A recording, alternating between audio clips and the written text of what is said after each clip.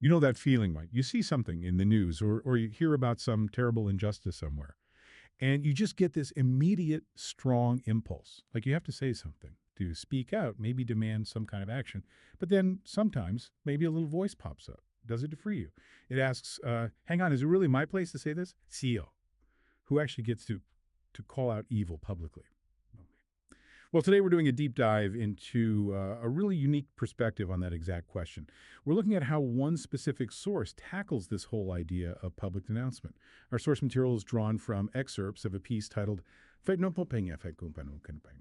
which translates roughly to who's allowed to speak out evil.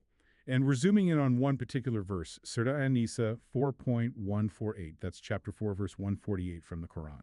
Now, this chapter, An-Nisaa, the chapter of women, it covers a lot: social justice, family law, community stuff. So it gives us some context. But this isn't just about, an ancient text. It's about an idea that might really make you rethink how we approach speaking up today. Absolutely. And what's really striking is the precision of the wording in that verse, 4.148, and the interpretation that our source highlights, often found in classical scholarship. The verse itself says, Allah does not like the public mention of evil except by one who has been wronged, and ever is Allah hearing and knowing.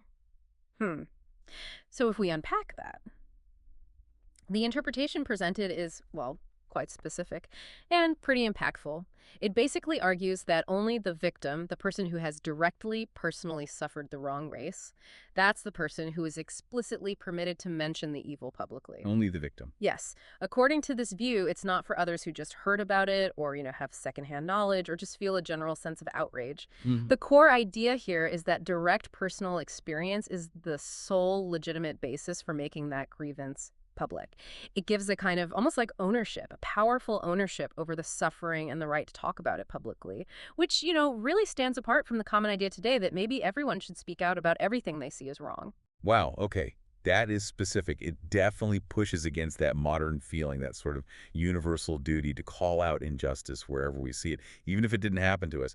So from this source's perspective, what's the thinking behind that? What's the wisdom in this kind of restriction? What's it trying to do? That's a really good question.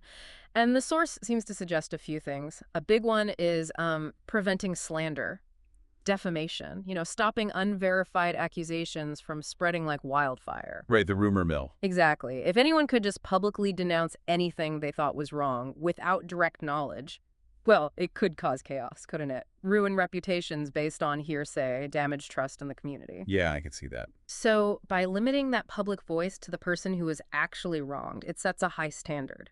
It ensures, or tries to ensure, authenticity, direct knowledge. It also kind of implies that the main path for seeking redress lies with the person who suffered. It empowers them with the voice. And maybe it encourages others to find different ways to help, like supporting the victim directly or perhaps seeking private ways to correct the wrongdoer rather than just public shaming from afar. Okay. It's about protecting people from false claims, but also maybe protecting the integrity of public discussion itself. That's a really nuanced way of looking at it. Protection. And a very deliberate assignment of who gets to speak publicly. So taking that interpretation, what does it mean for how we think about, say, global advocacy today, big international issues? The source we looked at brings up a powerful example, doesn't it? It asks us about situations like the conflict in Gaza. Does this perspective mean only the people in Gaza, the ones directly suffering, are the ones permitted to speak out publicly against what's happening? Or is there room for others? For us, maybe watching from outside, feeling moved by it. Can we also raise our voices? That's the crux of it, isn't it? This interpretation, as presented, is very clear about who gets the permission for public mention of evil. It doesn't necessarily say others shouldn't feel compassion or shouldn't help. That's likely a separate duty.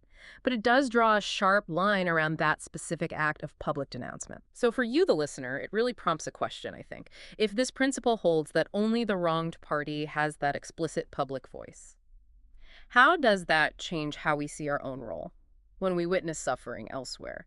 Does it maybe shift the focus? Perhaps from our own outcry to, say, amplifying the voices of the victims, or maybe focusing on direct aid or other forms of support that aren't public denouncement. It definitely makes you think about who owns the story, doesn't it? And what speaking out truly means in different contexts.